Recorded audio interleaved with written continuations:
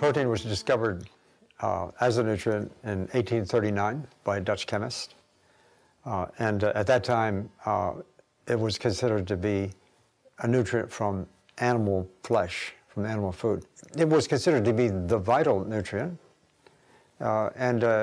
This Professor Mulder in 1839 had a student, quite a famous guy himself, Liebig, who then had a student in Germany by the name of Voigt. They actually talked about this as the stuff of life itself. And I'm not sure exactly why they jumped on the bandwagon quite that way, but you know, it was one of the first nutrients discovered. And without protein, the animal would die. So it was a life force.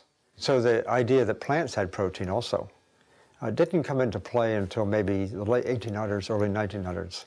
And then it struggled through the years. And when it was realized that plants also had protein too, then it was this idea that came into play that it wasn't of the same quality. It always has been a dominant view, you know, of nutrition, even if it's not stated. Protein was so important, it had to be in the diet. The more the better, almost. Meat-based. So decisions made about the other nutrients as the years passed almost took that for granted.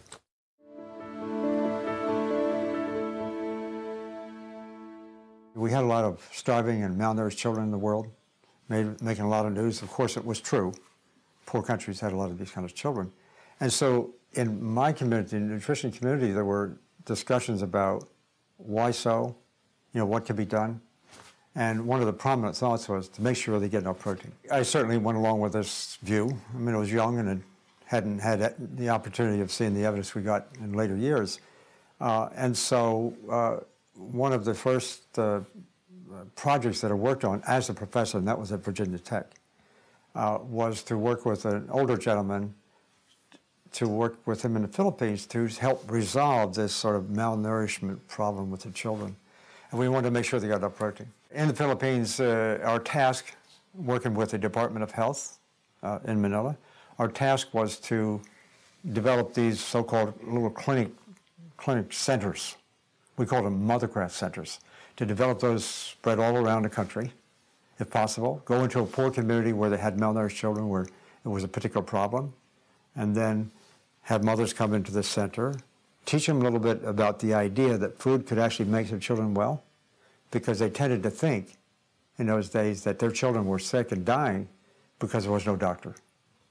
And so we wanted to convey the message that, hey, your children can be doing better if you just use the food that's available. Animal protein was expensive, primarily. And so we were interested in seeing if we couldn't get something that could be used, not just in the Philippines, but in countries around the world, regardless of what latitude they lived in. And the idea came that peanuts might be particularly good, because peanuts are grown around the world. Good source of protein. The few families that were consuming the most protein also were consuming the best protein, the highest quality protein, animal-based. They were getting their steaks and their this and that, you know, I mean, that richer people get. And so they were having these diets. Their children were growing faster. They were growing at the rate more or less we do in the West. So from that perspective, they were better fed and healthier and so forth and so on, but at the same time, they were the ones most likely to have the children who were susceptible to getting liver cancer. Liver cancer tends to occur in adults and older. But just the mere fact that they occurred in children said, you know, there's something here. This is pretty significant. In the Philippines, I was getting the impression, of course, that animal protein, you know, was likely to be leading to cancer in these kids, perhaps, or just protein in general.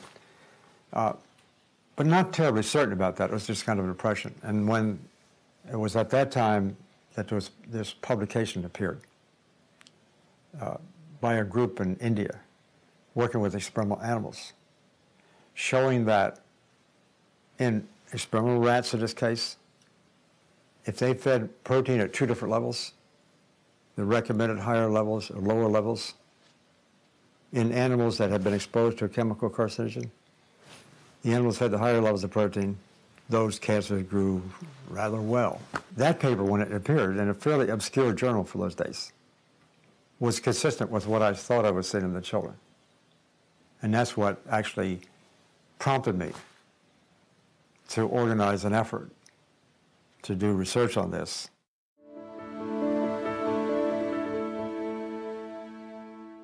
Our work from the beginning was designed to, in a sense, to do two main things.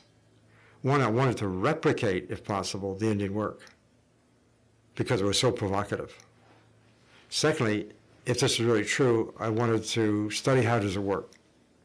What's the mechanism? The level of protein, the change in the level of protein to do that was modest within the reach of what we actually consume.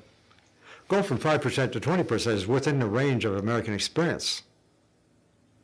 The reason this is important is because the typical studies on chemical carcinogens causing cancer, which we spend hundreds of millions of dollars doing that kind of stuff, those kinds of studies are testing chemicals at levels maybe 3 or 4 orders of magnitude higher than we experience. And then we get in trouble trying to extrapolate those results way up here down to the level where we might be experiencing exposure to those chemicals. In the case of our work, when we were testing protein, we were talking about levels not up here, but right here were at hand. That was important that way. So that switching on and off was really significant for that reason. It also was significant because here it showed we could reverse cancer. Exciting idea, to say the least. And then the second objective that we had an interest in regarding the early Indian work was to study how it worked. Every time we look for the explanatory mechanism, as we say, we found one. It was disappointing. It was discouraging because in our research, that's the thing to do. Find out how something works. Well, figure out the mechanism. It's important, for this kind of work. And it finally occurred to me that there is no such thing as the mechanism. When you start putting all this together, it turns out that what we were looking at was a symphony of mechanisms. That's biology. That's nutrition. And I had to say to myself, that's a very exciting idea. So turning frustration into something that was exciting, then coming to realize that's the foundation. Single mechanisms, single chemicals, single responses. That is the fundamental foundation of American medicine. And that's this fundamental fatal flaw. The protein that we were using in our experiments was the same protein that most researchers were using at that time when they wanted to have protein for feeding purposes. And that protein was casein, which represents 87% of all the protein in cow's milk. We were using that protein just because it was protein. I mean, I paid no attention, really. Well, I didn't have to pay any attention because that's what everybody was using. Well, the results were so spectacular, and we were discovering all these unusual effects. And I realized, of course, we were using a single kind of protein. And so, well, let's look elsewhere. And so I chose a couple of plant proteins, soy protein and gluten, which is wheat protein, to compare. They didn't do that. They didn't turn on the cancer like the casein did, even when it was fed at the higher levels. Recommendations for protein first were made, formally at least, in 1943. And the recommendation was expressed in the quantity of protein per unit body weight, but in terms of percent of total calories, it was around 8 to 10% recommended, 5 or 6% absolutely required. But as the years passed, because of this enormous emphasis given to the protein, importance of protein, even scientists started referring to this 10% level, which was really a recommended level, as the requirement instead of the 5 or 6%. So all of a sudden, this is a requirement. Now all of a sudden, that everybody just thinking about, oh, this is the bottom level, I don't want to quite be there. So, subliminally almost, people started consuming higher and higher levels. Nature's worked at it quite nicely. that the amount of nutrients we actually need, and this is just jumping ahead, the amount of nutrients we actually need for good health is the level that we more or less find in plant-based foods. And what happens when we consume animal-based foods, we tend to consume in excess of the amount that's really needed. Cancer is divided into stages. First, there's what we call an initiation event, starting with genes. Cancer starts with genes. It might be genes we're born with, it might be genes that are actually changed by a chemical. So those genes become capable of producing cancer cells as they divide into the future. I call that like a seed, that we're planting seeds.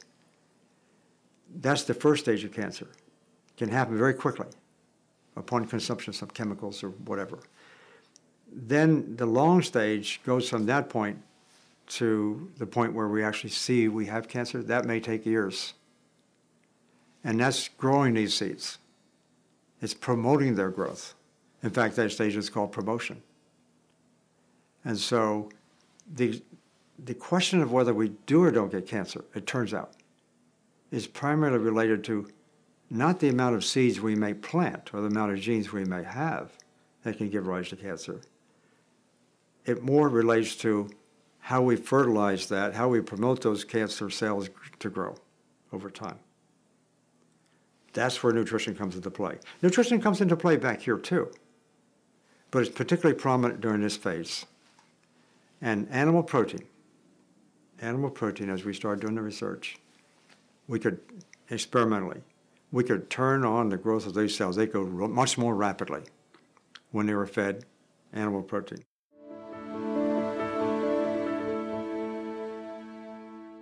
As we started exploring these other questions, we, for example, worked with beta-carotene.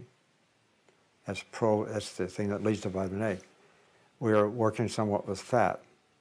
We were working with other antioxidants, working with other cancer systems. Not nearly as extensively as we did with the protein liver cancer thing. But as we started exploring these relationships, and as some information like this was also appearing in the research laboratories of others, it seemed that there was, that the nutrients that are typically found in plants tended to prevent cancers of different kinds.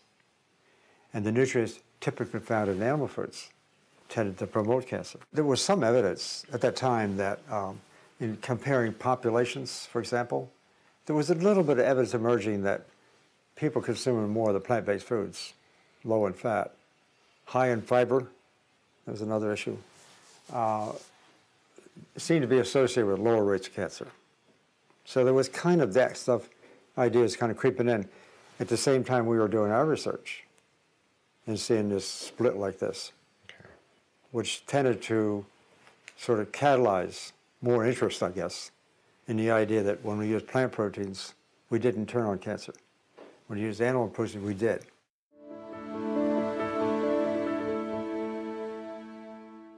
They're using too much oil and too much fat, for starters, maybe not getting enough exercise on top of it. And thirdly, probably using plant-based foods as processed foods. A processed food is one where we're going away from the whole plant-based food. You know, we're taking out some sugar, we're taking out some fat, maybe because we figure it's good. We take out some fiber, put it all together. We get some white flour that's not whole, mix it all together, and we get a Danish or a donut. And we call it a plant-based food, maybe. It's not. I mean, that's not at all, and that's not even close to what I'm talking about. A plant-based diet has an ability to repress almost all kinds of diseases. That is spectacular. That is, I mean, if you put it in the context of use of drugs to do this, or let's say a nutrient supplement, you know, a silly experiment like that, you know, it doesn't do that. Modern medicine can't do that. And here we have it right in our homes, in our food. This plant-based effect also happens very fast. very fast. In the case of diabetes, like that, cut it off within days, even maybe in hours. You start reversing the whole phenomenon. In the case of heart disease, look what Dr. Esselstyn did. You can just turn it off. He sees now in his patients, for example, they may come in with pain and so forth. He can reverse that pain quickly.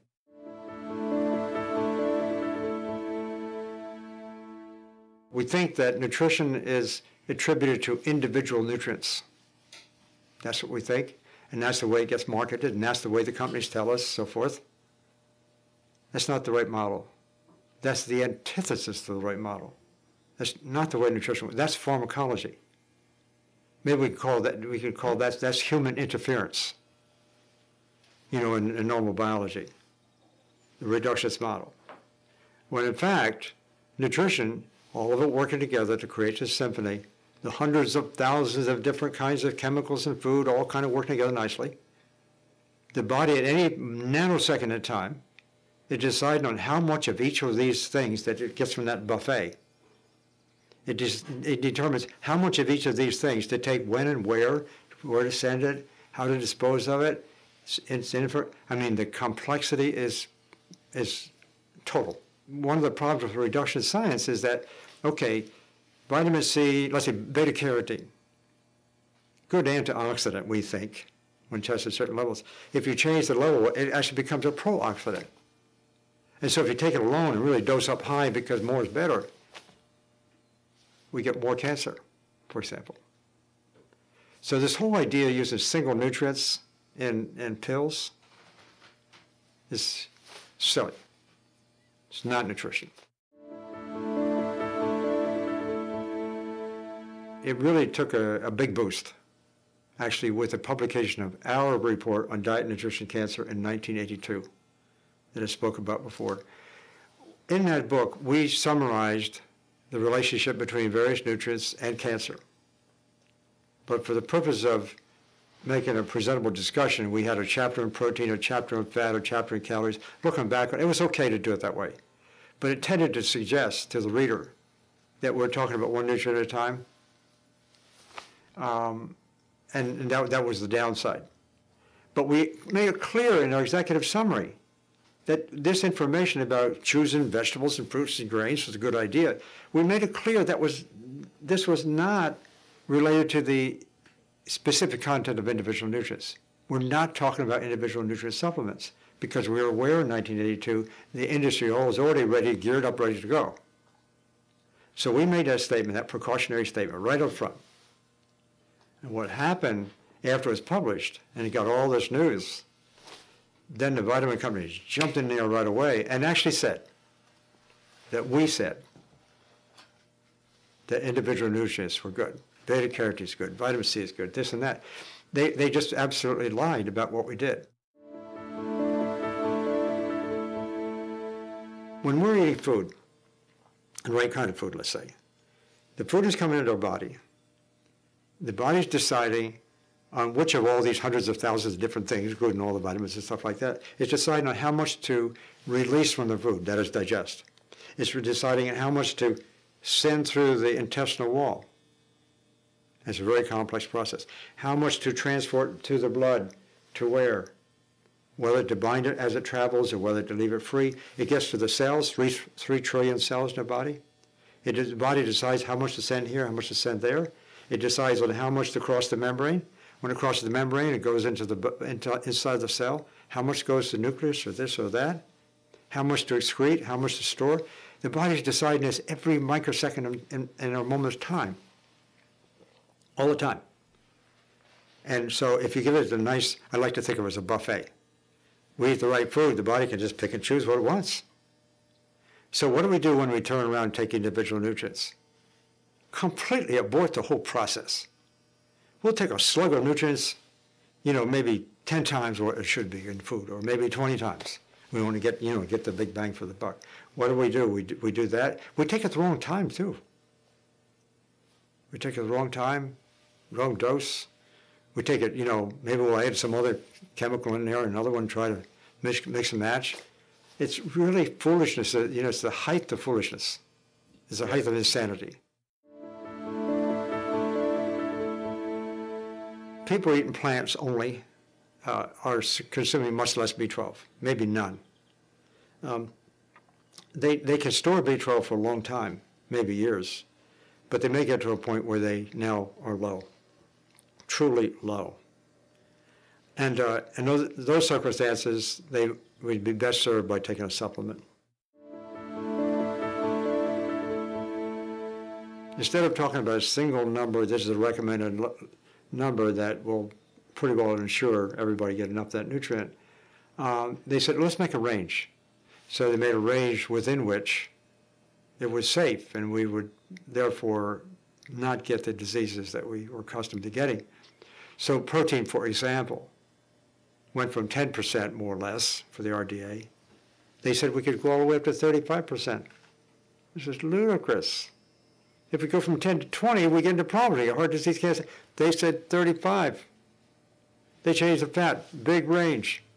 Carbohydrate, they said 25% of our calories could come from sugar, and they meant free sugar. And they were talking about pastries and candies. They said so. Went back to the nutrient composition table, got a bunch of foods, determined the nutrient content, and put together a menu plan.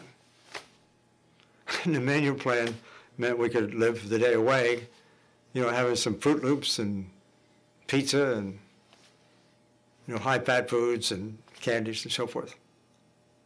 And so that was the standard they told us we could live by. That strongly favors the dairy industry and the meat industry and the animal foods industry, and even the processed foods industries. This favors them, gives them an advantage.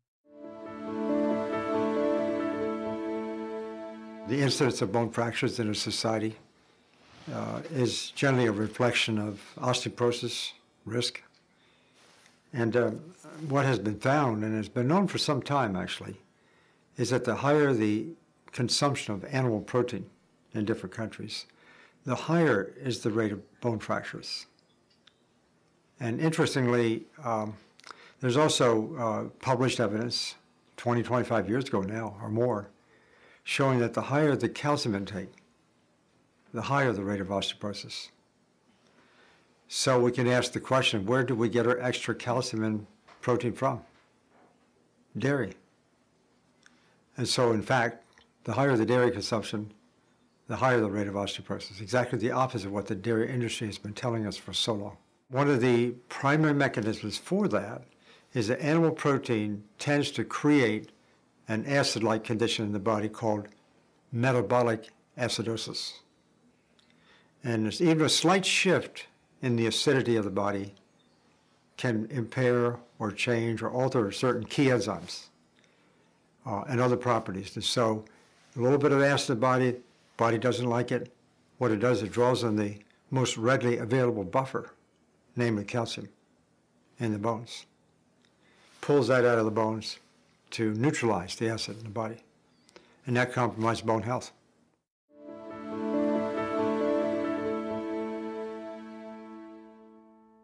When we take the fat out of the milk, the protein becomes a larger proportion of the total. So they become higher in protein, lower in fat. And when we compare these high protein, low fat milk products, for example, with prostate cancer, the relationship is as strong as it is for cigarette smoking and lung cancer. The protein in the milk is what matters more than anything. And so by taking out the fat, you're just making it worse.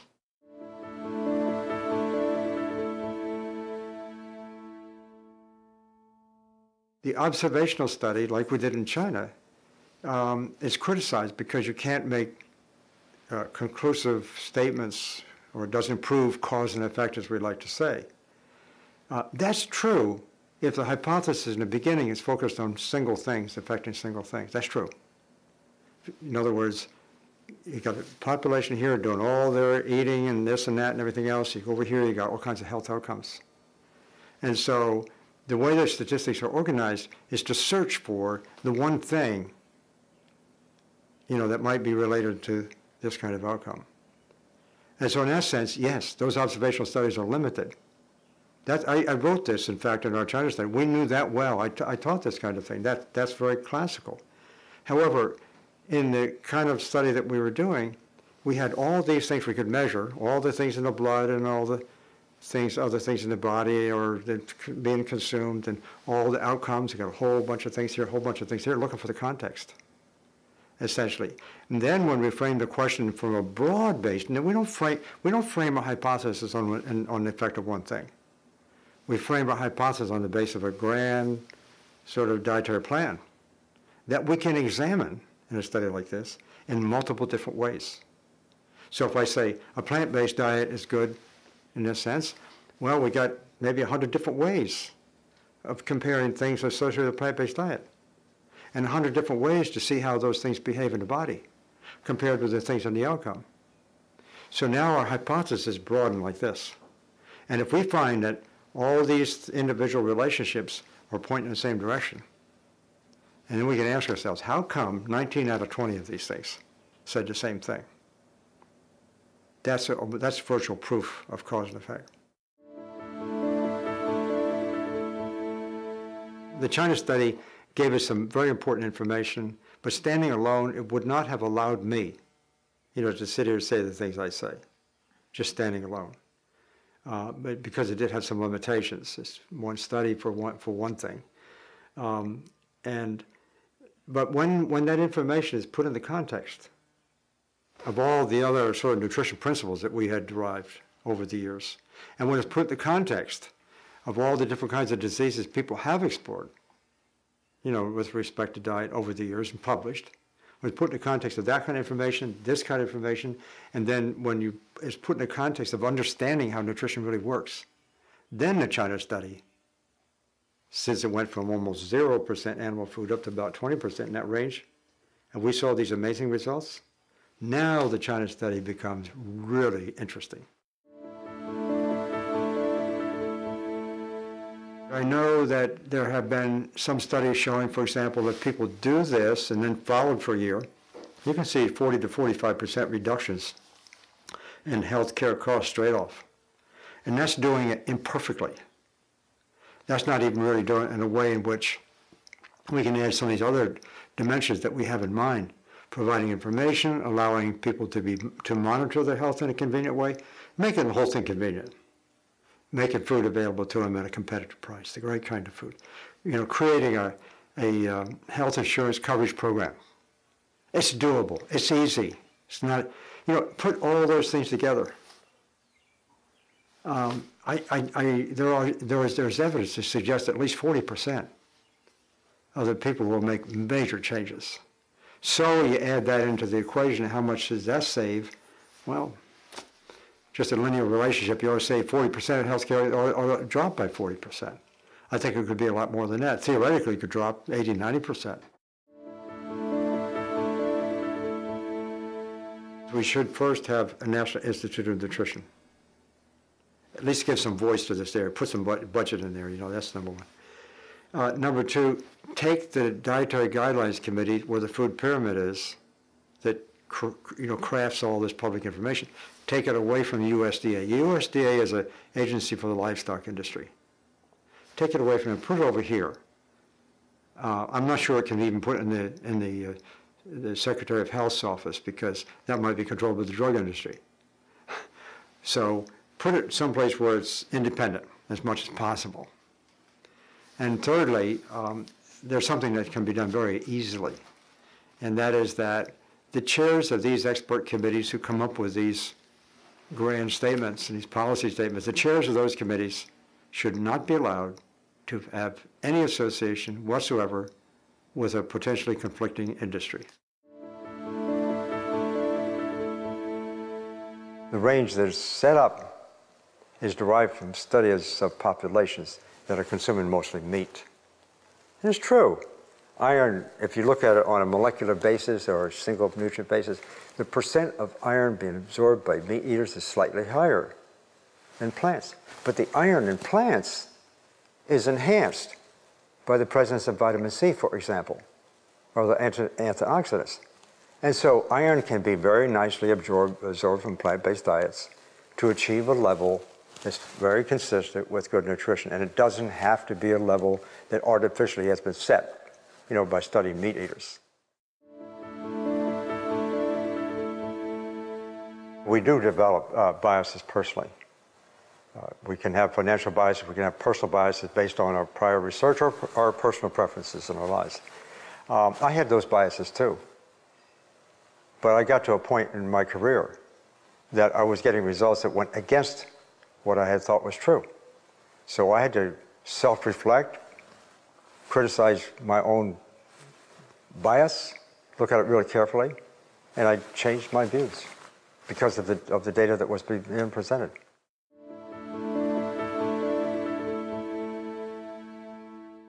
I'm aware that the dairy industry in China has poured tons of money into this country to try to sell their product and market it, and it's working. Because a lot of Chinese now are gravitated to the use of dairy products, including cheese, which they previously told me they couldn't possibly stand the smell of it. As this diet has shifted in China over to a more animal-based diet, higher in fat, lower in dietary fiber, lower in antioxidants, and so forth, we already see now increases, rather sharp increases in cancer, heart disease, diabetes, and obesity, typically found in Western countries. And it's really happened very fast. I mean, usually, it was my impression from previous data that this would take maybe 3 or 4 decades to occur. This is happening within 1 generation, unusually fast. So that cancer and heart disease now are number 1 and number 2 in some of the places in China, whereas previously it was down the list. When I was young, we defended our product, promoted our product, because it was nature's most perfect food. And so I believed that, everybody believed that. But it took on a slightly different twist as time passed. I mean, it's the most perfect food for cats. The most perfect food for humans is human milk. And trying to switch the milk of one species to another species doesn't make a lot of sense. The distinctive characteristics of animal foods, whether it's beef or milk or eggs, really has to do with this nutrient composition. How much protein does it have? What kind of protein? How much fat? Does it have antioxidants? Does it have dietary fiber? All these things that plants have, does it have it? No. The difference between the animals that are fed on nature's land, pasture, no hormones, no pesticides. I mean, there's an argument being made that may be somewhat better health-wise, and one can accept the idea it may be a bit better. But that's a small, small difference compared to the big difference that occurs between the animal product itself and plant products. I came to a view in the late 1980s that suggested that we had something important here to say, namely avoiding animal foods, avoiding processed plant-based foods. And it was then that our study from China got published, and Dr. Esselstyn saw that and invited me to come to a conference he was organizing in Arizona. And he was telling me at that time that he was actually reversing heart disease, which I found hard to believe. But I came, and we met at the conference. And from then on, we've had a great friendly and personal and collegial relationship, because on the one hand, I'm coming from the scientific route, getting some ideas. He's coming from the clinical route and doing some dramatic, really, I thought, just dramatic research. I mean, the two together, if there ever was an illustration of the whole being greater than the sum of its parts, that's it. Here's the science, here's the clinical evidence. Put the two together is amazing.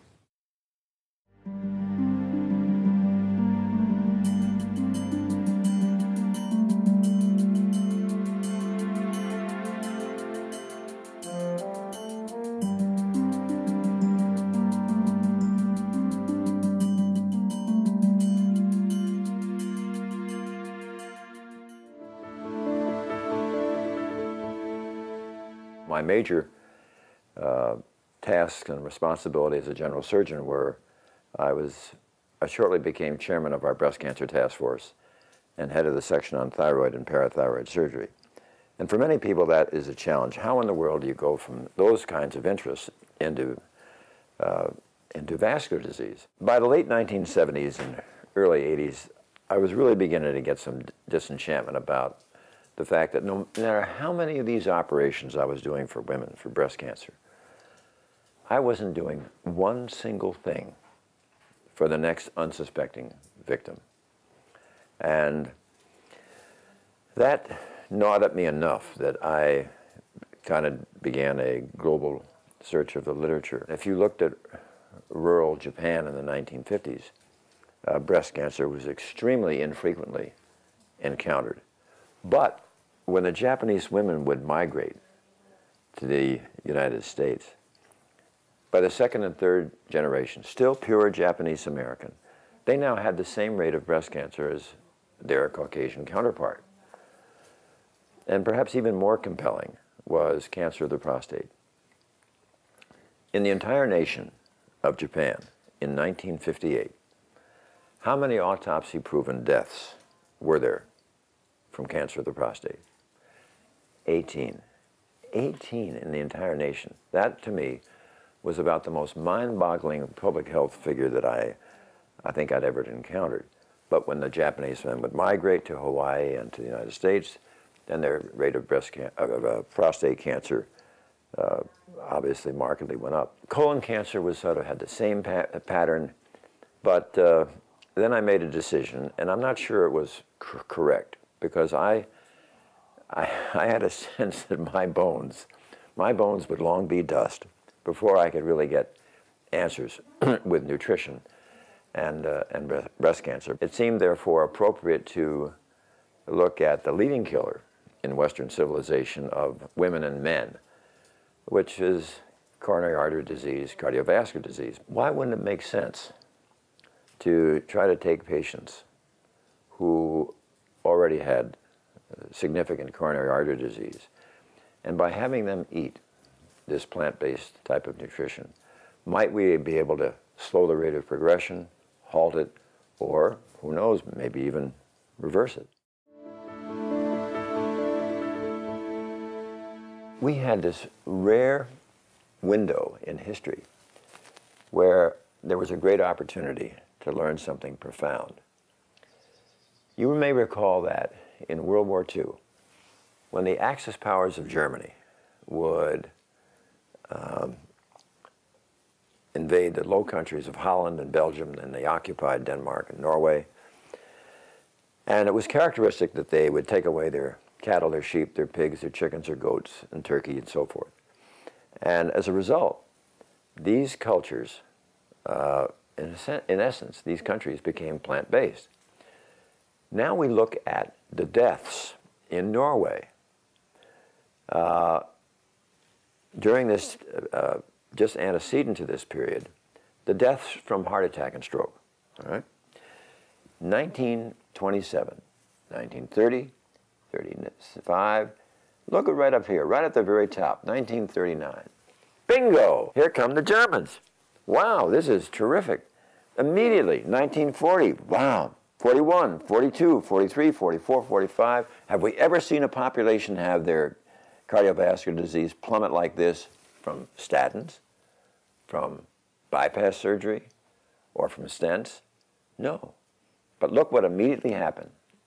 With the cessation of hostilities in 1945, back comes the meat, back comes the dairy, back comes the strokes and heart attacks. I mean, it's such an absolute powerful lesson, but we didn't get it. When people knew that I was dealing with food, primarily, behind my back, I got to be known as Dr. Sprouts.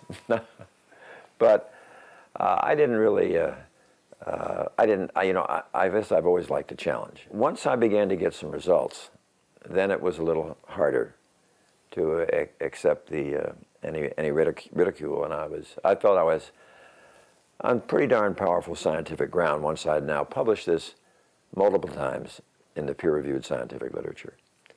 And eventually we got to the point where any number of professionals at the clinic, whether it was staff physicians, senior staff researchers, trustees, all came to the door knocking for a little help.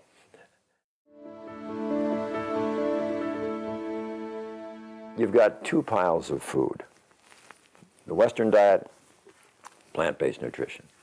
Now, with the Western diet, this guarantees 500,000 people in this country this year who will have to have the front half of their body divided, their heart exposed, then veins will be taken from their leg and sewed on their heart. Some people would call that extreme. I mean, if you were to take this program to the Papua Highlanders in New Guinea or the Tarahumara, who never have heart disease, and introduce a dietary program that guaranteed that there would be a significant portion of their population that had to be operated in this, with this magnitude, I think they'd think it was extreme. We talked earlier about the fact of the importance of the life jackets of our blood vessels, which are these endothelial cells. And it appears quite rapidly you are able to improve the capacity of these endothelial cells to make more and more nitric oxide as you eat correctly, and especially when you are no longer injuring the endothelial cells. Let's take the situation of angina. We know that within a few weeks, we haven't washed out that plaque or that obstruction. But what we do feel strongly is that when you make these profound changes and you elevate the level of nitric oxide from here, let's say to here, you're taking even the artery which is diseased and you're restoring the capacity of it to dilate. And as you increase flow, then those tissues which were being deprived of oxygen no longer are being deprived. We've mentioned the importance of the brachial artery tourniquet test, how it identified that the ingestion of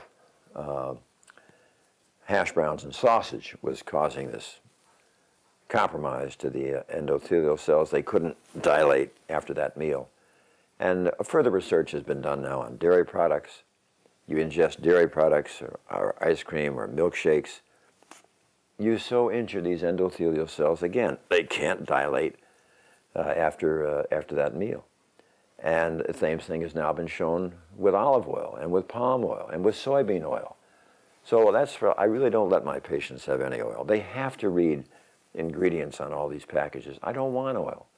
Remember, I'm competitive. They can have bread without oil. They can have anything in a can without oil. I don't want any crackers with oil.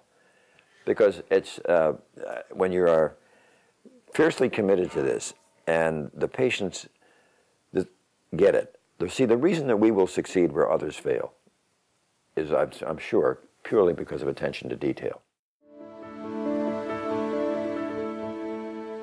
We started with 24, and despite my persuasive personality, I knew within about within a year, that there were 6 of the 24 good guys. I mean, really, they were great, but they just quite didn't fully get it at all. And I had absolutely no money for this research. It was pretty much bare bones. And so I did the following. In a conversation with them, they were released full-time back to their expert cardiologist with the understanding that I would peek in from time to time just to see how they were doing, because they, in essence, sort of became my control group. I mean, here was a study that eventually went on beyond 20 years, and they left within 12 months. So that meant that the other 18 who sort of stuck with the program,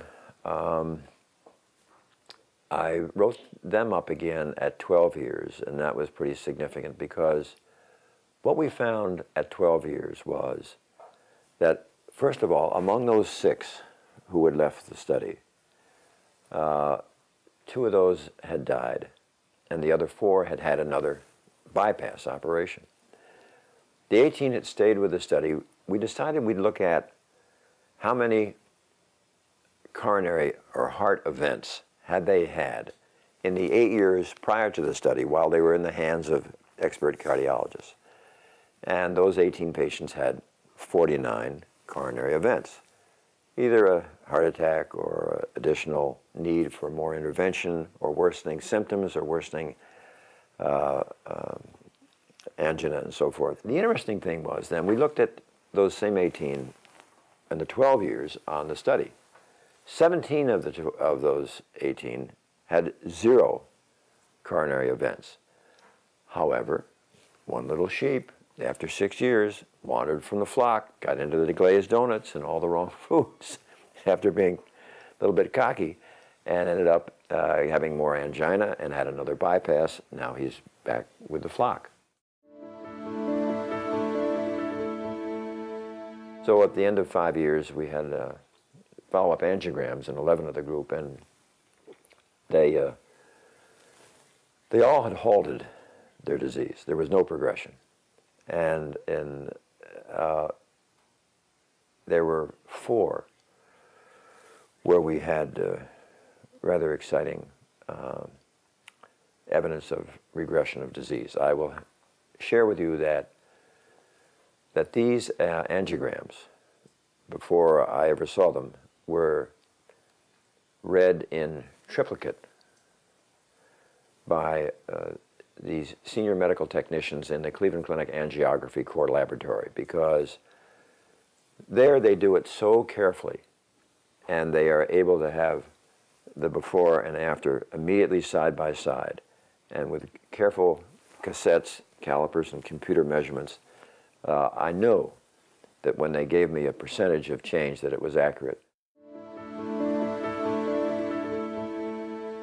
It was really very compelling when you could see this disease regressing, and the fact that the locus of control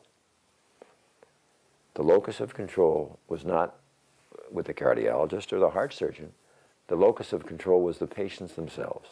This is so powerful because there's nothing perhaps that a patient with heart disease or who's had a heart attack fears more, as does their family. When is the other shoe going to fall? When are they going to get their next heart attack? And that's a terrible burden to live with. And these patients, as they went through their 5th year and their 10th year and their 15th year, and they saw their artery disease regressing, what happens is the cap over all their plaques they have in their arteries, their cap thickens and becomes firm, the inflammation subsides. They've made themselves heart attack proof. Right now, the cardiology budget in the United States is something like $250 billion.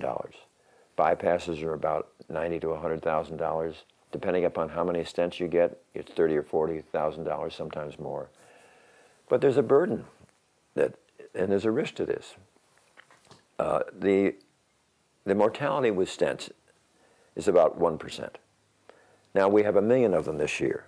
1% of 1 million is 10,000. So 10,000 people will die this year during their stent procedure. It's a little higher with surgery, about 3% is a rough average, and 500,000 of those patients will have surgery. So that's another 15,000 who will die in surgery, 10,000 die with stents, and you total that up, that's 25,000 people who have now died. And if we lost 25,000 people in Iraq this year, it would probably be called carnage. The elephant in the room is the fact that while it's no question, in an emergency, these procedures are absolutely life-saving, no question, and especially when they're done by skilled, committed personnel. But when they're done electively,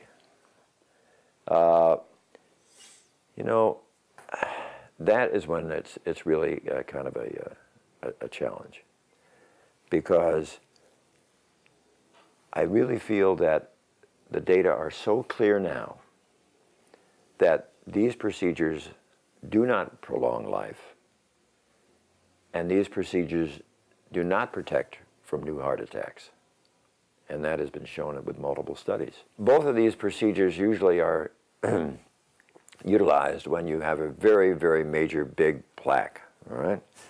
And we established the fact that only 10% of heart attacks come from those. But let's say you go ahead and you fix a major plaque, and you fix one by bypass and another one by stents. But we know from studies with ultrasound and so forth that patients, in addition to having that major plaque, have hundreds and hundreds of other plaques that are those small, vicious, young, juvenile plaques that as they mature are going to rupture.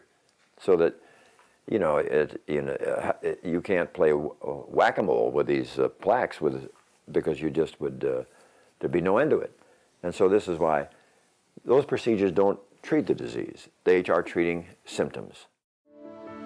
What the statin drug does is it blocks an enzyme in the liver, so you cannot produce as much cholesterol. That's the bottom line. But you just don't really interfere with the metabolic epicenter of your body, your liver, without some side effects. And the most common ones that we see are problems with the liver reacting with some degree of inflammation with the enzymes going up, and they can affect the patients in terms of their muscle aches and pains, and sometimes that can be very profound and actually can cause death. Some patients have report there are problems certainly with cognition. Some people have suggested putting it in the water supply, and some people have started giving it to people in the pediatric age group. I mean, the Tarahumara Indians who never have heart disease, it's not because they've got statins in their drinking water. It's just because they never eat the foods that give them the disease.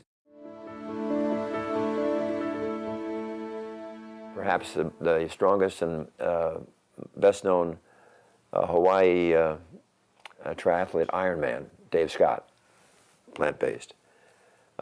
Even Carl Lewis, the great American sprinter, in his last several years, in his early 30s, went plant-based. Felt he was beginning to lose it a little bit, wanted to hang on a little longer.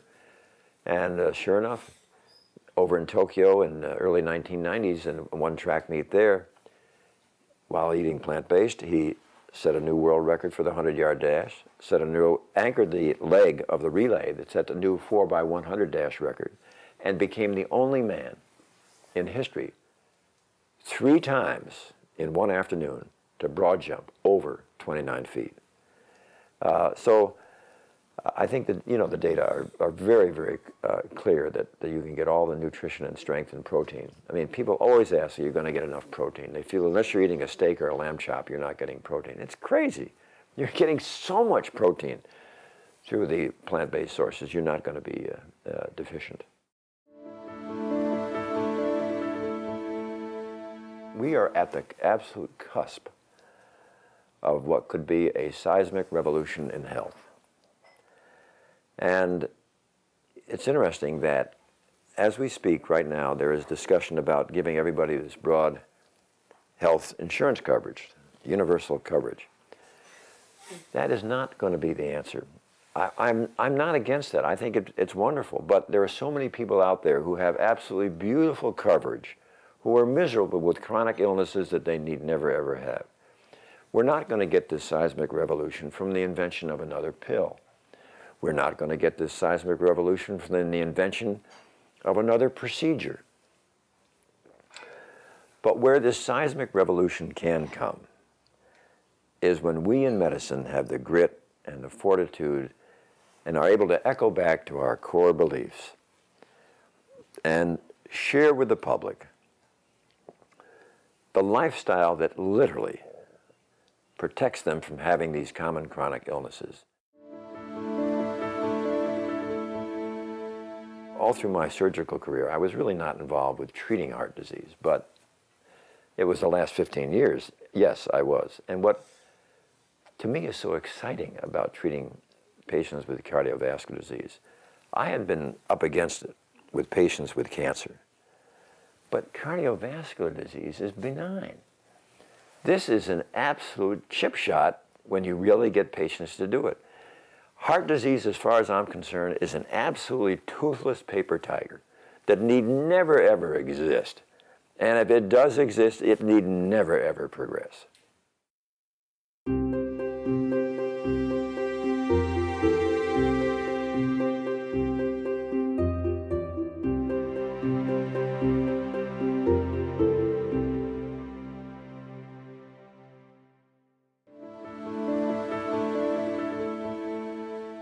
Well, the problem is when a kid is pulling his tray down the school lunch line, you see federal policies in action.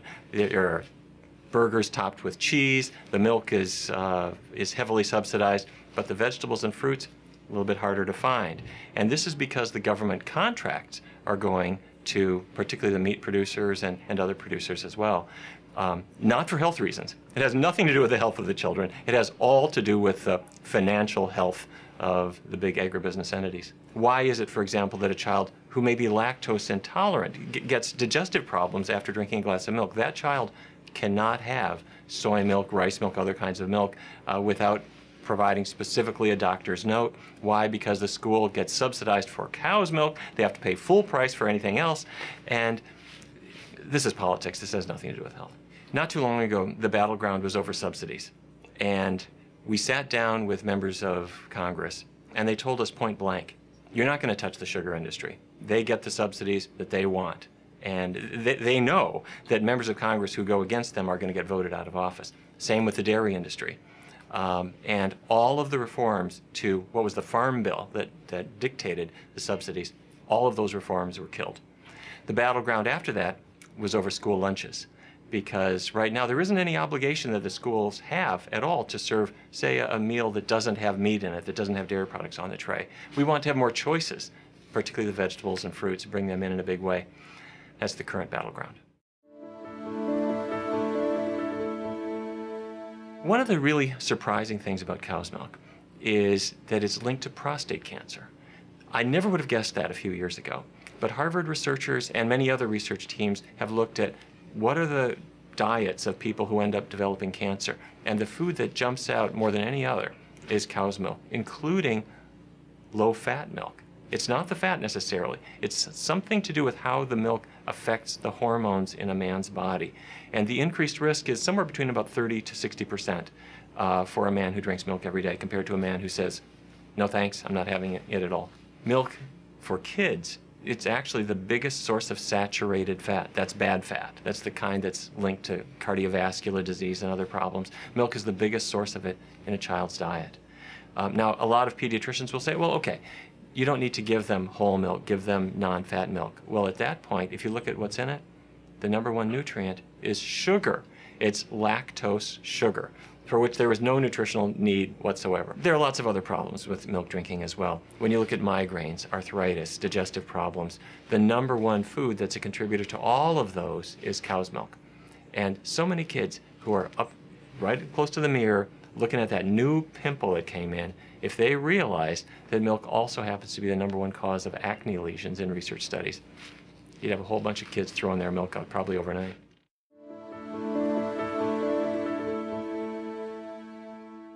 We submitted a Freedom of Information Act request to the U.S. government, and we got some amazing documents.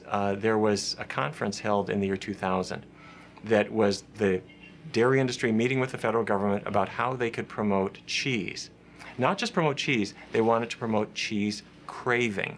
They had identified all Americans as falling into two groups: cheese cravers and people who just use a little bit of cheese to enhance their salad or their pasta. They're not interested in them. They're interested in the people who open up the refrigerator door, take the cheese and stuff it in their mouth. That's a cheese craver. So they figured in this conference, in the proceedings of the conference, they lay out exactly their strategy. Their strategy was not to work with every ma and pa restaurant down the block and encourage them to sell cheese. That would take forever. They worked with Wendy's. They have a contract with Wendy's, which I can show you, that says they will market something called the Cheddar Lovers Bacon Cheeseburger. And it was a big success. It sold a lot of cheese, a lot of cholesterol, but a lot of cheese. And then predicated on that, they then worked with Pizza Hut, and they developed new products. They worked with Subway, which had 2 sandwiches with no cheese on them. They fixed that. They worked with Taco Bell. They worked with Burger King, so that you go through the drive-thru and they make sure cheese is in what they ask you. Hi, welcome to Taco Bell. Would you like to try a quesadilla today? and they have moved cheese very successfully. 100 years ago, the average American consumed less than 4 pounds of cheese in a year's time. As of maybe 2009, it's about 32 pounds of cheese per person per year. And I'm not eating any, so somebody else is getting mine. You know, people are surprised that the government is now running General Motors and running some banks. Well, it has been running the dairy industry for a very long time, even at the same time as they're paying cancer researchers to figure out why do Americans have more prostate cancer. They have heart disease researchers trying to figure out why do we have so much heart disease. And at the same time, they're saying more cheese, more milk, more meat, more sugar, more unhealthy foods. We're never going to win unless we can actually run this government in one coherent way that prioritizes health.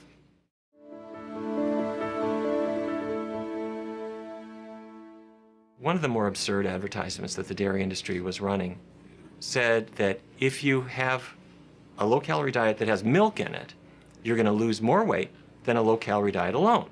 So in other words, you're dieting, but if you add milk, you're going to do better. Well, we looked into those claims, and it came from one research center in Tennessee. It was one researcher who had very small numbers of people. I'm talking about maybe 10 or 11 in his research studies.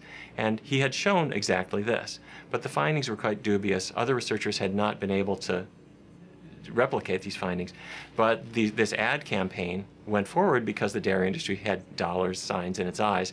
So we complained to the Federal Trade Commission.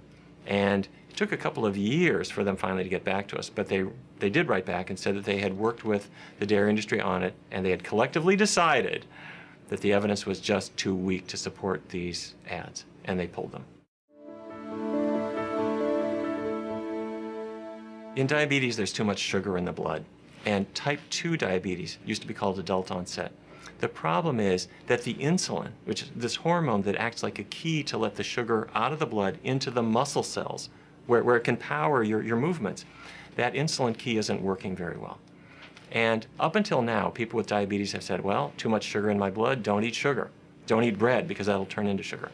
Well, we reasoned that in countries like China, Japan, Thailand, Cambodia, where it's a very high carbohydrate diet but a very low fat diet, given that they have the lowest diabetes rates in the world, we thought it's not carbohydrate. The problem has to do with fat. The fatty foods, meat, chicken fat, oily foods, those fats get into the cells. That causes that insulin resistance. So the diet should be getting the fat out of the cells so insulin can work again. Starting in 2003, the US government funded my team to test a totally vegan diet. I'm talking about no animal products at all, but it wasn't a low-carb diet at all. People could eat rice and pasta all they wanted, and it worked dramatically well, better than a more conventional diabetes diet. People lost weight, their blood sugars came down, their cholesterols fell, and oddly enough, they found it easier to follow this kind of diet because we didn't make them count calories. They could eat as much as they wanted. Type 1 diabetes used to be called childhood onset. The cells that make insulin are dead. And so if a person already has type 1 diabetes, if you put them on a healthy vegan diet, that will reduce the likelihood of complications, but it won't get them off their insulin. Now, having said that, there are researchers who now believe that one of the big triggers for type 1 diabetes is dairy products. It turns out that proteins in cow's milk cause the body recognizes them as foreign proteins. The body makes antibodies to destroy them. Those same antibodies then destroy the insulin-producing cells in the pancreas. And there's a major study right now that's nailing down whether, if kids are breastfed and they are not given a cow's milk protein at all during infancy, that we might be able to reduce the risk of type 1 diabetes. The evidence so far says that's exactly right.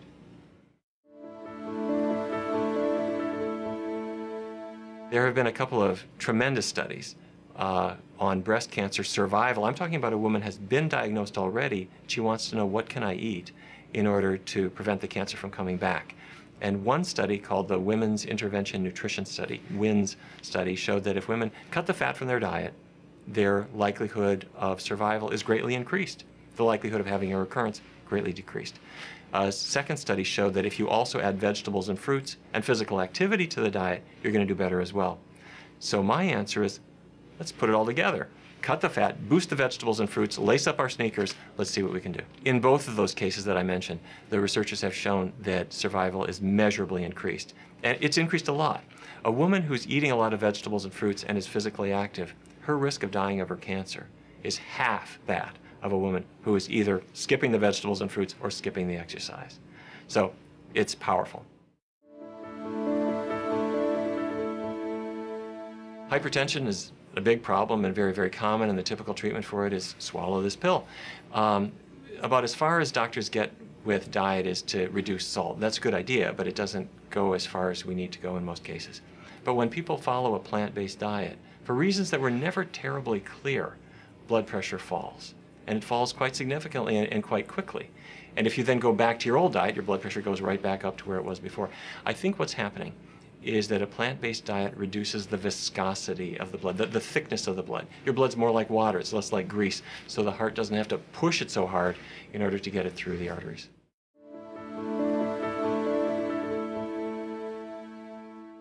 When we bring people in for research studies, whether it's for diabetes or to lower their cholesterol or whatever it is, we ask them to rate, how do you like the foods that you're eating in this study? How much work is it? What does your family think? What are you going to do in the future? And we've always found that a low-fat, totally vegan diet stacks up every bit as well as any other kind of diet that people are using. You compare it to a low-calorie diet, a diabetes diet. The vegan diet seems to be as easy or easier than any of them. Think about it. You're not counting calories at all. I'm not making you add up your carbohydrate grams for the day. I'm not saying after 6 o'clock you can't eat anything more, even if you're hungry. You don't have to deal with that. You do have to make a qualitative change. You're eating different foods. But nobody's going to tell you how much. They're not going to say you can't go back for seconds. And also, it's a diet that anybody can use. I don't care if you're a child, pregnant, older. It's good for everybody. People will come into our office very overweight with diabetes. They might be taking $3,000, $4,000, $5,000 worth of medications every single year for their cholesterol, their diabetes, their blood pressure. They change their diet. That's the only thing they do. And their diabetes gets better and better and better. In some cases, you just can't detect it anymore. Their cholesterol comes down. Their blood pressure comes down. The scale is smiling at them again because they're losing a lot of weight.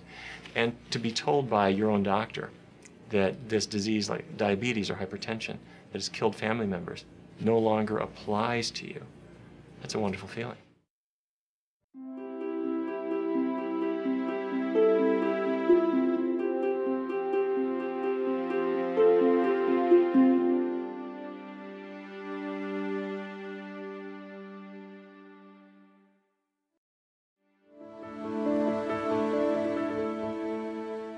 At 22 years old, I got so fat, I was about 50 pounds heavier than I am now, that my mother called me fat.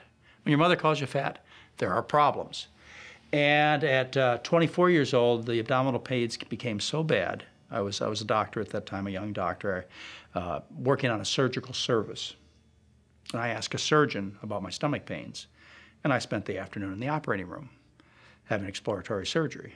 There was nothing wrong, and nobody asked me about the 3 hot dogs with hamburger relish I used to have at night before I went to bed. So finally, about age 27, I discovered the issues around diet. It saved my life. I mean, I would have been a bypass patient in his early 30s. I'd have been dead of a heart attack in mid-30s. I was on a self-destructive course, and I would not have lived. So as the good fortune of discovering the truth about diet saved my own life. And so here I sit, 62 years old, and having a great time and going windsurfing and scuba diving and playing with the grandkids, and I have my life. I got put in the situation where I had 5,000 plantation patients to take care of, working on a sugar plantation. And they'd done the same kind of thing for almost 100 years. Nothing had changed. Basically the same population, same jobs, same thing. What I observed there was the health of the people differed dramatically depending upon how long they'd been in Hawaii.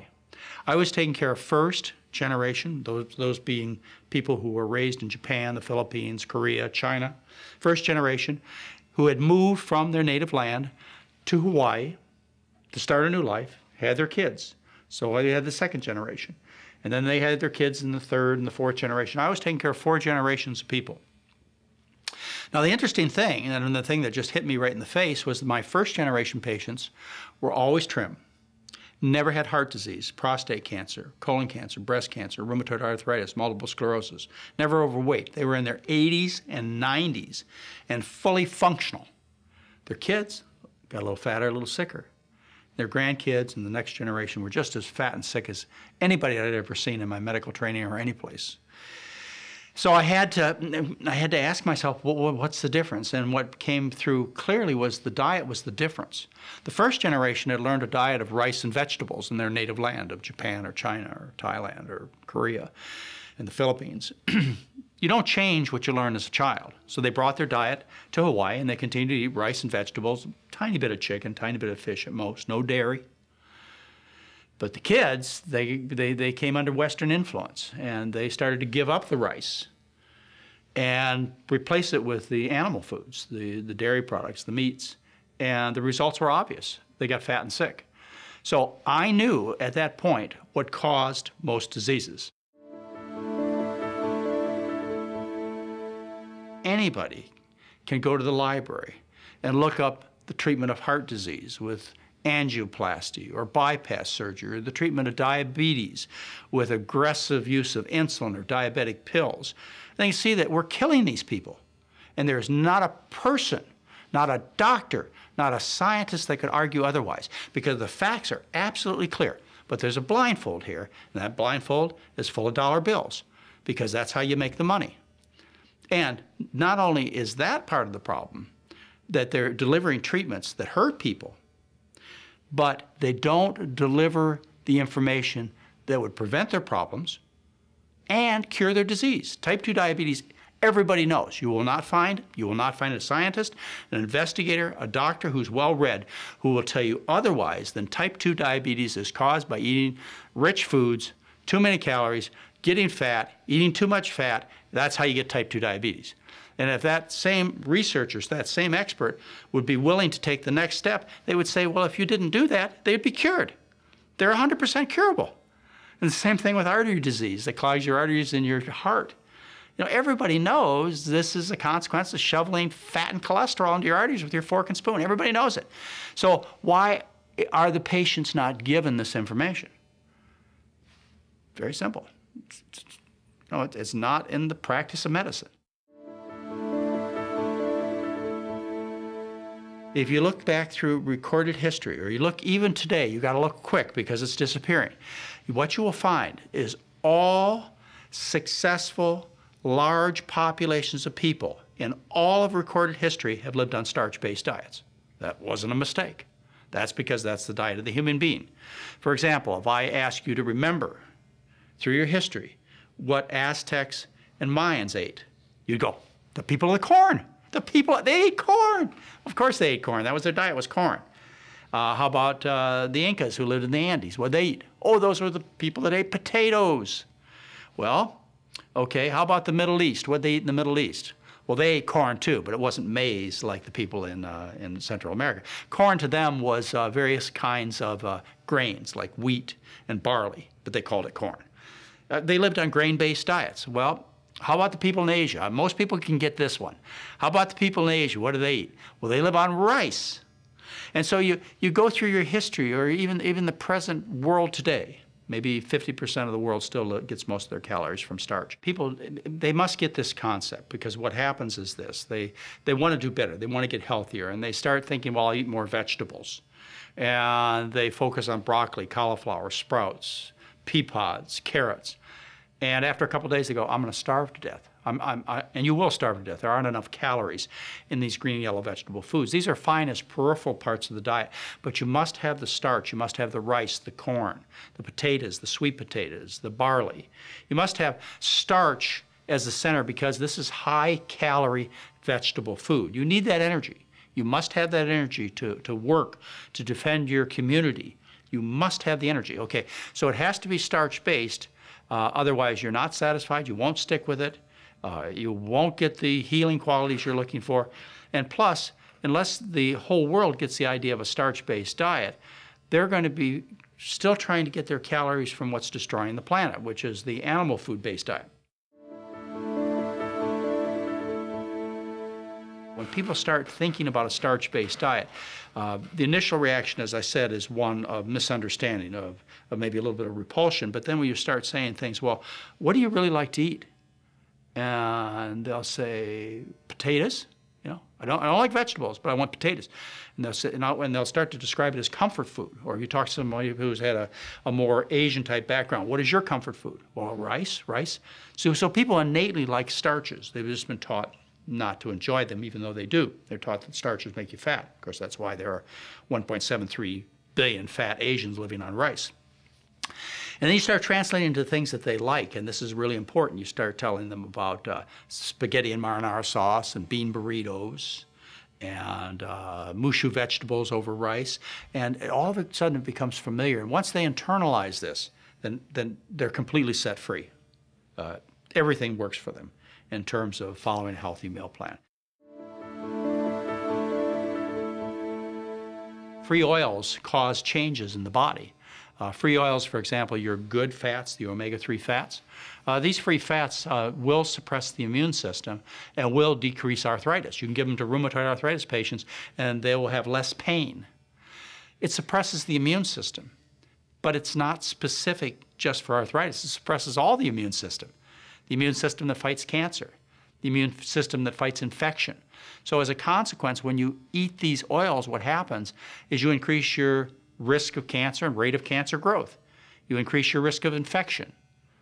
The other things that oils do is the purpose of oil, the purpose of fat, and oil is just liquid fat, the purpose of fat is to provide calories for the day when there's no calories available. It's the metabolic dollar, fat is, that's stored in the bank, body fat, for the day when no food's available, which somehow never seems to come. So if you're going to eat oil, corn oil, fish oil, flaxseed oil, olive oil, what happens is the body is going to do what it's supposed to do with it. It's going to move it from your fork and spoon into the storage depot. The fat you eat is the fat you wear. I think it's the worst food that people eat for two reasons. One, the dairy is basically liquid meat. Now, everybody knows meat's bad, beef's bad. It's bad because it's full of fat and cholesterol and animal protein and contamination. Well, if you look at cheese, it has essentially the same macronutrients as a beefsteak does. You know, same amount of fat, same amount of cholesterol, same no dietary fiber, same lack of vitamin C, same contamination problems. It's basically liquid meat. Add to that the fact that the dairy protein has some unique qualities to it that hurt people even more, like it's the #1 cause of food allergy. And it also causes serious autoimmune diseases like rheumatoid arthritis. Multiple sclerosis is probably involved with dairy products. Lupus, glomerulonephritis. So you've got these special qualities of the dairy protein. But I think probably the most important reason to hit hard on dairy is because so many people believe it's health food. They sit down to this block of yellow fat and they go, help my bones, help my bones. No, you need to understand that's a block of yellow fat and cholesterol. The research says that these supplements, folic acid, your antioxidants, your vitamin E's, these things increase your risk of dying, having heart disease and cancer, and this is absolutely clear. What some smart scientist does, sitting in a tower, very, very wealthy tower, is they decide they're going to improve on Mother Nature. So they take that orange or that asparagus and they suck the nutrients out and they concentrate a nutrient like vitamin E or beta carotene. And they concentrate it and put thousands of times more than would be in the fruit or vegetable. And they isolate it so there's none of the other stuff in there that's supposed to go into the body with the fruit and vegetable. And then they feed it to people. And this high concentration of nutrients goes through the gut, into the bloodstream, into the cells, floats around in the cytoplasm and sees these receptors and starts sticking to all these receptors. And what happens is there's no room for the other stuff that's supposed to be working to attach to the receptors and do the job. So you create these imbalances within the cells. And as a consequence, because of the imbalances you've created by flooding these receptors with these isolated concentrated nutrients that are sold in these pills, you end up creating disease. And that's why the research, uncontested, shows that if you take these isolated concentrated nutrients, you'll increase your risk of dying, having heart disease, and cancer, period.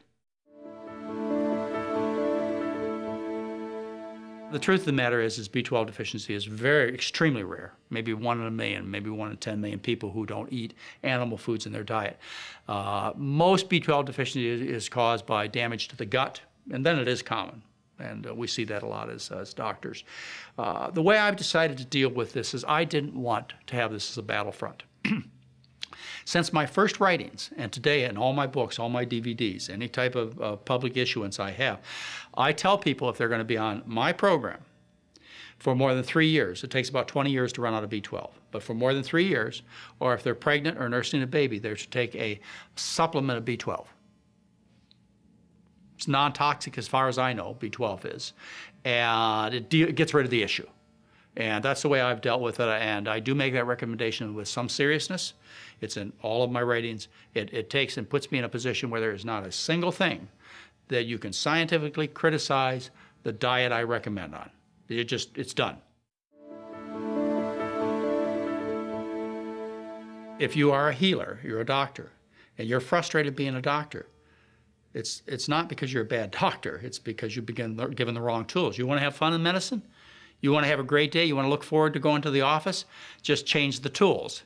You know, use the tool that fixes the problem. The problem is the food. The food is the problem. It's the food. You got to fix the food. You fix the food and your patients will do well. A muscle is a muscle is a muscle. And you're going to get basically the same health effects whether you switch from beef muscle to fish muscle. The difference is going to be not much, not perceptible. When you eat mussels, you eat a food that's high in protein or fat. And protein and fat are both toxic to the system when you eat excesses, particularly animal proteins. You eat a food that has no dietary fiber, so you're at least going to get constipated.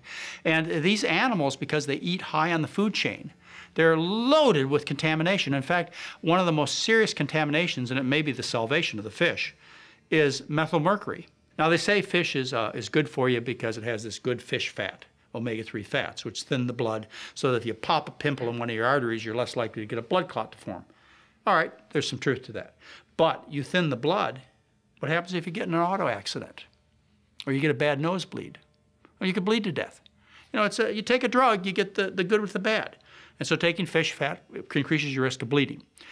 Fish and fish fat, these good fats, what happens is they suppress the immune system. That's why the joints are less inflamed, because they're an immunosuppressant, an immune system suppressant. Not because they oil the joints, they suppress the immune system. Well, you suppress all the immune system, so you increase your risk of cancer and infectious diseases. The issue on heart disease, as far as thinning the blood, if you take and you review the studies, and this has been done by major scientific organizations, what you find, if you overall look at the impact of fish on somebody's risk of heart disease, it actually shows that fish does not reduce the risk of heart disease.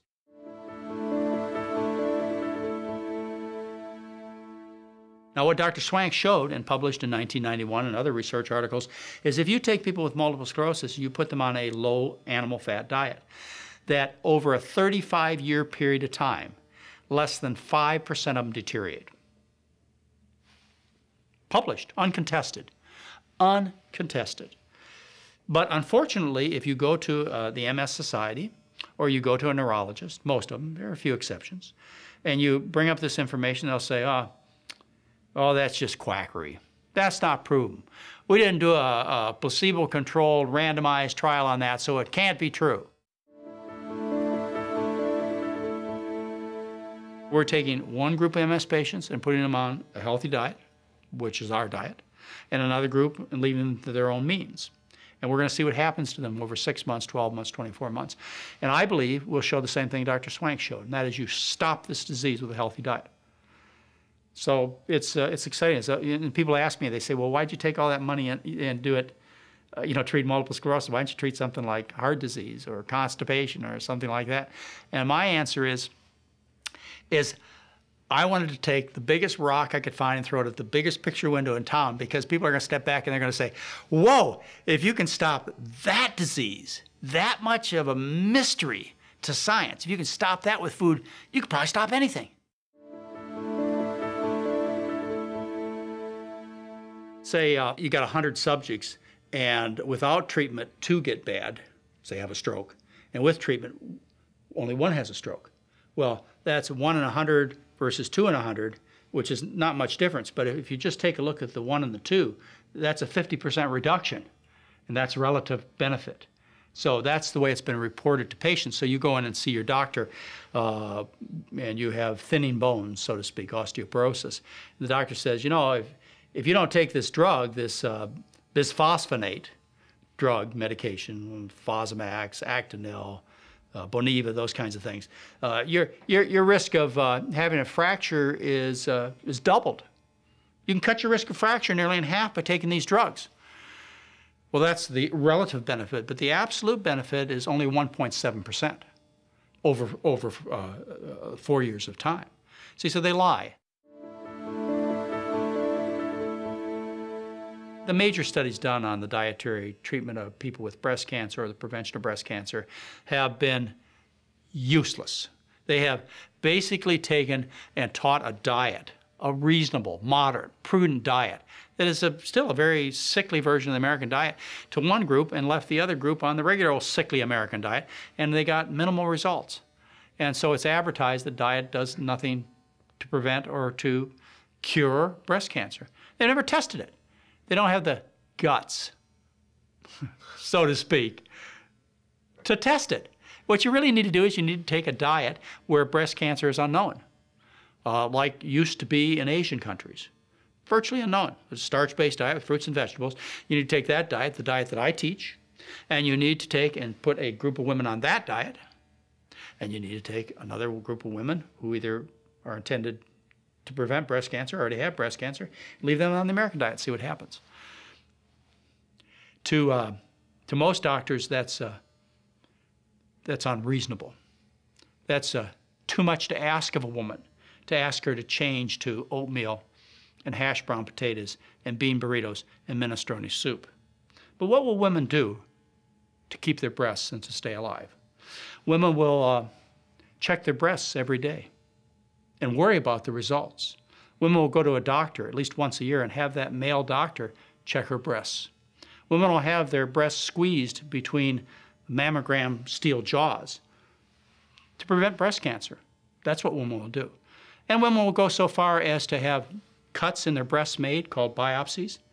They'll have big chunks of their breasts taken out. They'll have the whole breast amputated. They'll have the nose taken out of the armpit on that side. They will have radiation to their skin and chest, which will increase the risk of dying of heart disease. They will take anti-estrogen drugs, and they will take chemotherapy that will make their hair fall out and make them throw up for a year. But they won't eat bean soup. That's too much to ask.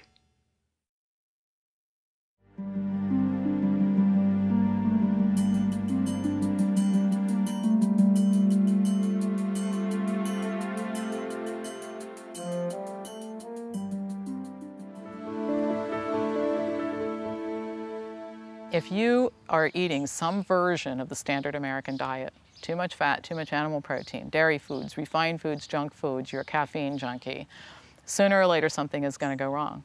It's not if, it's when and what. And I've never had anybody in my office, ever, in all the time I've been doing this, that has said to me, well, you know, I got this autoimmune disease, but I'll tell you what, all the brownies and cheeseburgers I had, it was so worth it to me, you know. Nobody says that. So if you don't want that to happen to you, you need to do the right things starting now. And the other thing is that sometimes you don't even get that opportunity. I mean, the first sign of heart disease, 40% of the time, is death. Well, pretty much that's the end of everything. I mean, you don't get to change your diet, you don't get a second chance. So when you look at the statistics, there are very good reasons, compelling reasons for people to do something before they get sick. We had a lot of people who they've had the first blood test where their cholesterol is elevated. They're going, wow, I'm 31. I guess I better do something about this, And so their biomarkers become normal. We had a lot of people who the only thing wrong with them, and again, because they have youth on their side, is weight. So they become normal weight. Energy improves. I can do more than people have my age. And so, to watch somebody who's 26 and asleep half the time become awake and active 18 hours a day is big. Their complexion improves. You know, they become bright-eyed and energetic, and their cognitive function improves. I mean, your brain is the biggest user of carbohydrate, water, and oxygen, so you start exercising and eating and drinking well. Amazing how much better you think. So the changes are maybe a little more subtle, but they're not to be discounted because people don't like being tired. They don't like being overweight. They don't like having gray skin. You know, they don't like being asleep at their desk at 2 o'clock in the afternoon. So those are important changes too.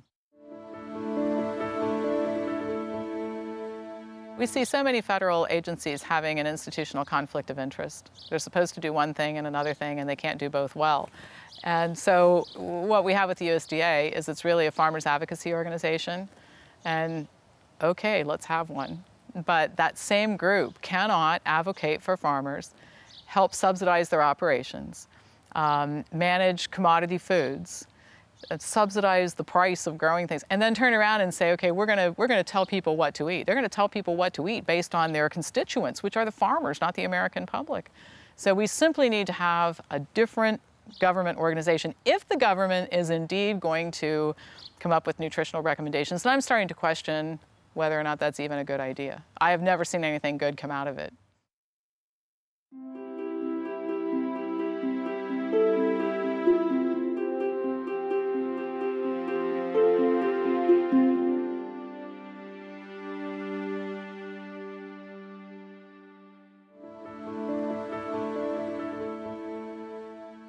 There are 3 things that creatures do, and that is they seek pleasant things, or what we call pleasure, and primarily 2 things are the cause of that, and those 2 things are food and sex. So in the case of a great white shark, it's basically got a neon sign flashing across its forehead saying food, sex, food, sex, food, sex. That's what it does. Unless it's a male, then it says sex, food, but it's pretty much the same thing. It also needs to avoid pain. So it has signals from its body that tell it when there's been a relationship between itself and its environment which is not good. So for example, if the water's a little too dirty, it'll move to where it's cleaner. If it's a little too cold, it'll move to where it's warmer. If it scrapes itself on some fire coral, it'll move away from that area of the ocean.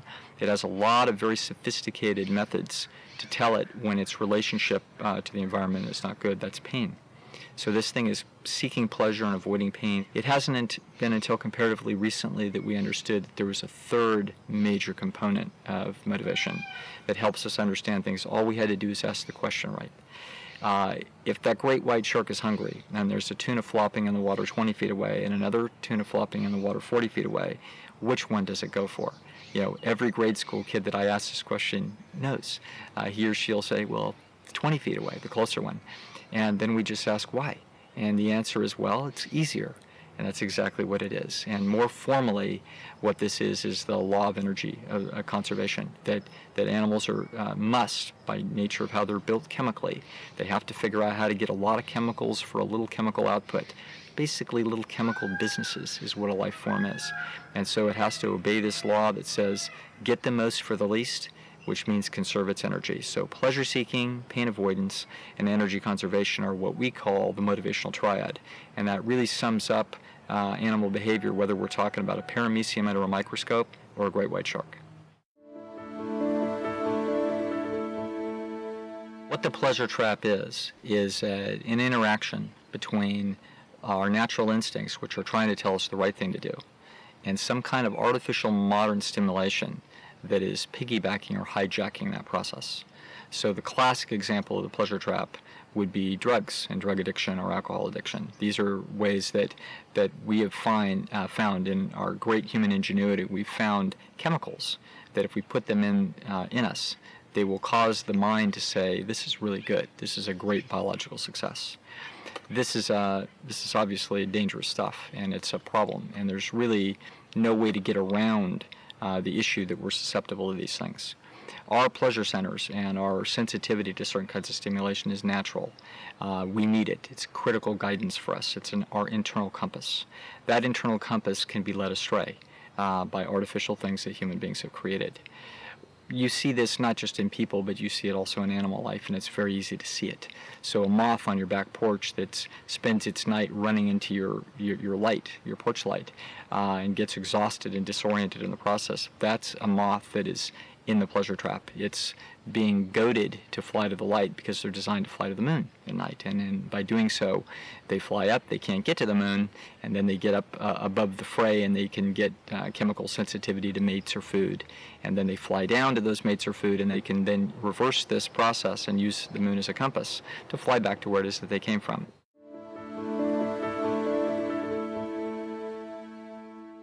Fruit typically has about 300 calories a pound. And so a given apple, if it's half a pound, it might have 150 calories in it if it's a big apple. And so if it took 15 bites to eat that apple, it would be about 10 calories in a bite. So you can taste that 10 calories, and if it was not a very ripe apple, you wouldn't be too impressed with it, and you really wouldn't want to eat it. But if you came out here a little while later, and that apple were a little richer, just a little bit higher sugar content, it might be a 330 calorie a pound apple. So that apple might be just 10% more concentrated. So that bite that you had wouldn't be 10 calories, it would be 11. And you would be much more motivated to eat that apple. You'd like it a lot. So your taste sensitivity is so sensitive that it can easily pick up the difference in 1 calorie in a bite. Now, if that's true, and the reason why that's true is because your natural history said 10 calories in a bite, too sour, not enough sugar content, not good enough, not worth eating. Find something better. And so keep picking. Pick a different one. Pick one that's a little different in color. And so we pick one that's a little different in color and take a bite, 11 calories in that bite. And you like it, and you're motivated to continue. If we're motivated behind the difference between 1 calorie in a bite, then you can imagine that when I have a chocolate apple that's not 300 calories a pound or 330 calories a pound, it's 3,000 calories a pound. It's 10 times the caloric density, 10 times the energy per bite. So now we're not talking about 10 calories or 11 calories, we're talking about 100 calories. So you can only imagine what happens to the neurochemistry. If it's excited about the difference between 10 calories and 11 calories, what happens when we go from 11 calories to 100 calories? And that's how the trap is set. What we've simply done to the food is this. We've removed the fiber, we've removed the water, we've removed the minerals, we've done everything that we can to hyper-concentrate sugar and fat and add a bunch of salt as well into the food. And now what we have is basically denatured drugs. They keep people alive, and we struggle along, and the problems generally don't show up till middle age. But when they do, they're very difficult to deal with, and they are in fact the great robbery of health and happiness in the modern world.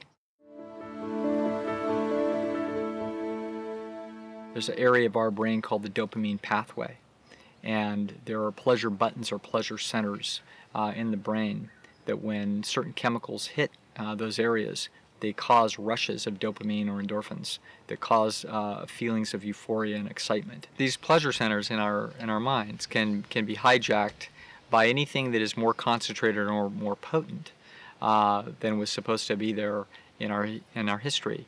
These were discovered accidentally by neurology researchers who were poking around in the brain. And when they poked around, this was actually in a rodent's brain, and when they poked around in that brain and they hit this certain area, the rodents got incredibly excited. And they would do whatever it was that they were just doing before that electrode hit that area. So if they were scratching their left foot and you hit that area, they'd scratch their left foot like crazy. If they were winking with their left eye accidentally and you hit the pleasure centers of the brain, they would wink that left eye like crazy. They would do whatever it was that immediately preceded the rush of that pleasure center. And these were fantastic discoveries in neuroscience. Don't think that this went unnoticed by the tobacco companies. They are very sophisticated researchers in neuroscience. They know exactly how to hit the pleasure centers of the brain. And those tobacco companies then went on to purchase major food companies in the United States, where they then continued in the 1980s and 1990s this research about how to bang the pleasure centers of the human mind as effectively as they possibly could. So if it seems to you that the food supply and human behavior has gotten more destructive over the last 20 years, it has, and there's no accident. There's tremendous competitive financial interests to survive and to thrive as companies by doing what it takes to bang these pleasure centers inside of human beings, and they're doing it, and they're doing it brilliantly. Built into us are some pretty good computational equipment that motivates us to eat enough but then stops when we've had enough. The whole picture is what we could call satiety or satiation mechanisms. One of the primary methods are the stretch receptors, which are simply a method to see whether or not we've had kind of enough bulk, whether the amount of food that we've eaten is consistent with our personal size. And so it's simply how stretched out is your stomach when you eat. But that's not enough, because if nature relied just on that, we'd have a problem that if you got hungry, you could just go out and eat a bunch of grass, and you could fill that up and you'd feel fine and you'd feel full, but in fact you can't get any calories out of that grass, and so you'd starve to death. So nature did something else, which was to embed nutrient receptors into our digestive tract to tell us what is the macronutrient content of that food, how much carbohydrate, how much fat, how much protein, to try to get a sense of how many calories per pound. We have both kinds of receptors in there, counting the amount and counting what. And between those two things, they can give an accurate count and let us know when we've had enough to eat.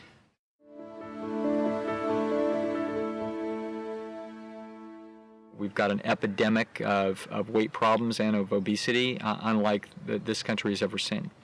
And there's a reason for it. It isn't that people become more self-indulgent. It isn't because they're lazier than they ever were. That's not what's happening. What's happening is that their mechanisms of satiation are being fooled. I can do this with human beings, I could do it with rats, I could do it with raccoons, I could do it with horses. You give me a species. All I need to do is to make the food more concentrated than the food was of its natural history. If I do that, it will systematically overeat because of its reliance particularly on stretch receptors to try to figure out when it's had enough. What we've done with the modern food is we've made it smaller. We've taken the same amount of calories, and by pulling the fiber out, which has no calories in it, we've simply made the food more concentrated. So if you take an apple and you juice it, you can get basically all the calories out of that apple, and that apple juice glass is now a lot smaller than that apple. And if I take that apple juice and now put it out on a pan and let the sun bake it, and I get some crystalline sugar, I can take all the calories in that apple and I could put it in a couple of tablespoons, which is far smaller than that apple. I can take what was 300 calorie a pound apple and distill it down to an 1800 calorie a pound fructose sugar. So I can go 6 to 1 on the concentration of that food. That's what we've done with the food. That apple sugar that we got is far tastier than the apple because the calories have been concentrated and distilled, and when that hits those pleasure receptors on the tongue that are designed to try to figure out whether that apple was ripe, we've now overwhelmed those receptors with a 6 to 1 shot. People love it. They eat to satiation on it, and what they wind up eating is far more food than they needed. Unfortunately, if you're eating food that is hyper-concentrated, that's 2 or 3 times more concentrated as is supposed to be by nature, then what will happen is you will overeat, and you'll overeat substantially, and that is the problem. That is the problem of weight control. Portion control is a tragic method to try to deal with this problem. It's all about trying to grind your teeth and push yourself away from the table before you're ready, and to try to be a good girl or a good boy so that you'll lose a little weight. This is just torture. We would never do this knowingly to any animal or child or anybody else, but this is the only solution that people can figure out. That's because they're being led down the wrong path by people that either don't know or don't want them to know what the truth is. The truth is you need to eat foods that are consistent with your natural history. If you do that, you can have as much as you want, whenever you want. It won't matter. There's no calories to be counted any more than the billions upon billions of other creatures out here on the planet that never count a calorie and eat as much as they want. People struggle with the pleasure trap because when they go from highly concentrated food is more stimulating. It tastes better. It operates more pleasure centers. Of course it does. For the same reason that a non-ripe apple will not have as much potency on our pleasure centers as a ripe apple. It's built that way. It's built for your survival to tell you there's more calories inside. That same problem exists, or the same system exists when you eat more concentrated food. We like the concentrated food better. That's how it works. That's a survival mechanism. Our energy conservation system is reaching across evolutionary time right into our preferences of the modern world, telling us that food's better. It's got more calories. That's more energy per bite. Eat that. If we're fortunate enough to get the direction to actually find the right way to go, to change our dietary habits so that we can improve our health. The problem is, when we do that, our first experiences with healthy food will be blah. It's not as tasty, it's not as concentrated, it's not as exciting. This can't be right. My own father, coming out of a bypass surgery that he never should have had, but he got anyway. And I finally took him home and I said, well, Dad, you know, you've done it your way and we had a heart attack and you're in trouble and you barely survived. Now we're going to do it this way. And we're going to do what Dr. Esselstyn or Dr. McDougall would say. This is what we're going to do. And he agreed, and he sat down, and I gave it my best shot. And we sat down, and he started eating. And after about 30 seconds, he looked up at me, and he said, "Kid, I got to tell you that if I have to eat this way, I think I'd rather be dead." And that was because his pleasure centers were telling him, this can't be right. This isn't enough pleasure. He couldn't understand that he would change. Health is in fact the linchpin upon which all of our lives are based. That we need to get an A in health. And we get an A in health by going the direction of people like Colin Campbell, John McDougall, Dean Ornish, Caldwell Esselstyn, Alan Goldhammer, Joel Fuhrman. These are the giants and others, Neil Bernard, in our modern age who have blazed a trail for us to let us know what to do so that we can take charge of our own lives and live the life that we deserve.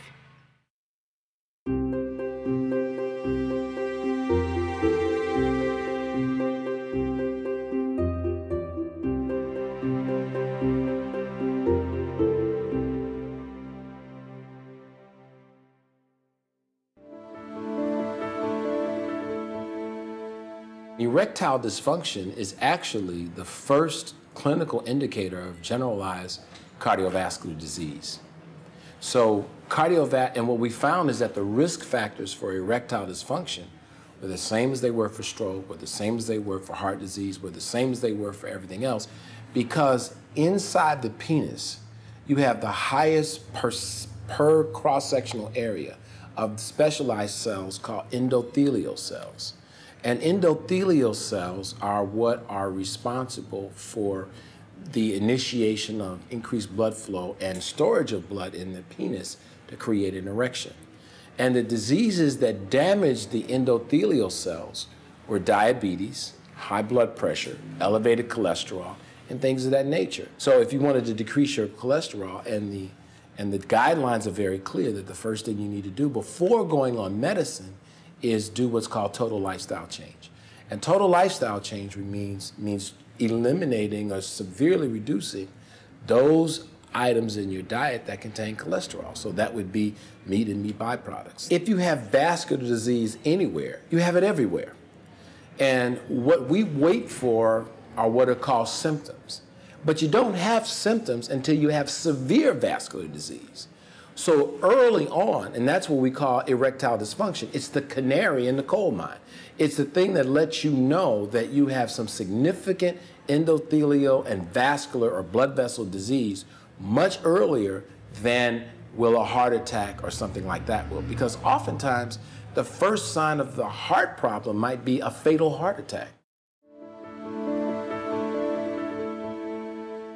First of all, the diets are calorie-rich and nutrient-poor. This is the real problem. And unfortunately, poor people are poor in everything. They're poor in health, they're poor in food choices, they're poor in almost every aspect that you could think of. If you overlaid cancer incidence or low birth weights or take any number that you could think of and overlaid it over poverty, you'd find that the highest concentrations would be in the areas with the most poverty, for the most part. It actually isn't more expensive. I don't know the last time you compared the price of a bag of beans with a ribeye steak. And wherever I've gone, I've always seen the bag of beans win. And many of us, particularly in my generation, as I'm near 60 years old, have grew up I grew up in a family where we didn't have meat every day. You just couldn't afford it. You are your single most important investment. Why would you spend more time concerned about your house value or your car or your clothes or your jewelry when you're the key that makes that engine run? Without your health, you really have absolutely nothing. So these are some simple things that you can do to be certain that all the years that you have on this planet are as many as you could possibly number. And the way to do that is you have two choices. You can eat yourself into poor health and early death, or you can eat yourself into good health and a long, healthy life. And that road is on a plant-centered dietary pattern, exercise, but not only eating good physical food, but also having good mental food, resting, doing the simple things. This isn't hard.